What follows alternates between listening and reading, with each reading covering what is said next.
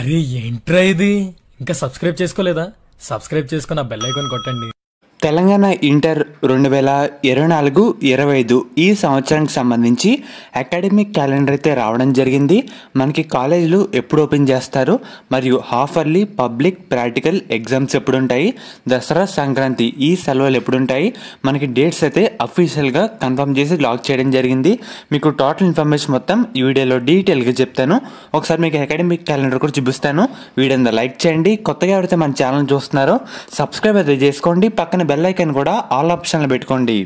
మెయిన్గా ప్రజెంట్ ఎవరికైతే 10th అయ్యి ఇంటర్ ఫస్ట్ ఇయర్కి వద్దాం అనుకుంటున్నారో అండ్ అలాగే ఫస్ట్ ఇయర్ కంప్లీట్ అయ్యి సెకండ్ ఇయర్ విద్యార్థులు ఎవరైతే ప్రమోట్ అవుతారో వాళ్ళకి రీఓపెన్ అయితే June 1 రీఓపెన్ కావడం జరుగుతుంది.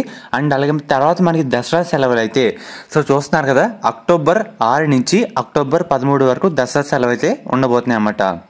సెలవులు కంప్లీట్ అయిన తర్వాత 14th October నుంచి కాలేజీలు అయితే రీఓపెన్ చేయడం జరుగుతుంది. తర్వాత మనకి హాఫ్ అర్లీ ఎగ్జామ్స్ అయితే 18th November నుంచి 23rd November వరకు అయితే ఉంటాయన్నమాట. అండ్ అలాగే సంక్రాంతి హాలిడేస్ అయితే ఇక్కడి నుంచి చెప్పేది మొత్తం 2025 కింద లెక్క అయితే రావడం జరుగుతుంది. అదైతే గుర్తుపెట్టుకోండి.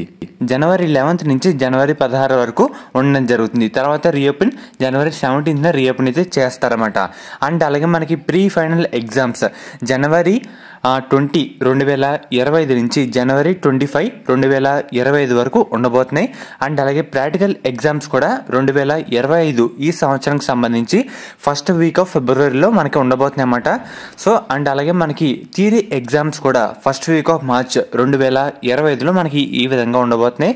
అండ్ అలాగే లాస్ట్ వర్కింగ్ డే అకాడమిక్ 2024-25 ఈ సంవత్సరానికి సంబంధించి March 29, 2025లో ఆఖరి రోజు, అదే వర్కింగ్ రోజు. సమ్మర్ హాలిడేస్ అయితే మనకి March 30 నుంచి January 1 వరకు 2025 ఈ సంవత్సరానికి సంబంధించి మనకి అకాడమిక్ క్యాలెండర్ అయితే ఈ విధంగా అయితే ఉంది. ఫర్దర్ ఎటువంటి డేట్స్ అయితే చేంజ్ అయితే కావు, ఇవే ఫైనల్ డేట్స్ అన్నమాట.